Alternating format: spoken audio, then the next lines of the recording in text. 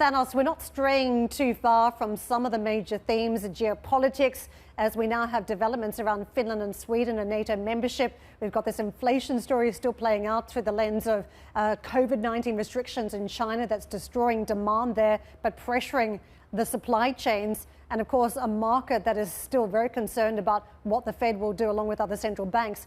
Just give us a sense of how you're perceiving these markets and the danger level for investors.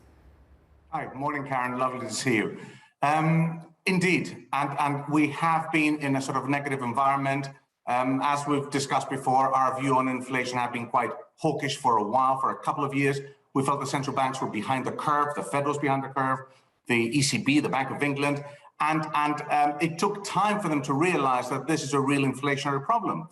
And unfortunately, in terms of the markets, I believe that the markets fell in line with the Fed. They believed in that sort of transition argument, or the sort of the transitory argument. And as a result, there was complacency. And our concern was that there was too much of good news priced into the market. Hence, we turned negative equity markets. We were concerned about the underlying fundamental factors and higher interest rates impacting consumer demand.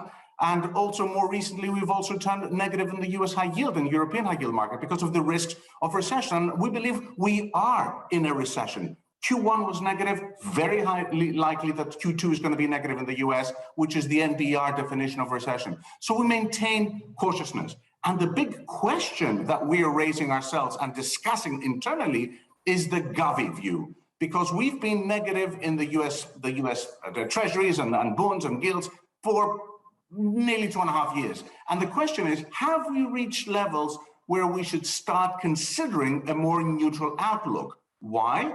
Because at least the central banks are getting a little bit ahead of the curve in terms of tackling inflation, and the impacts of a recession will have a slowdown effect on the bond market. So that's an internal discussion we're having, Karen. So still negative equities. We think they're still overvalued. US, we're still positive FTSE. We like Japan.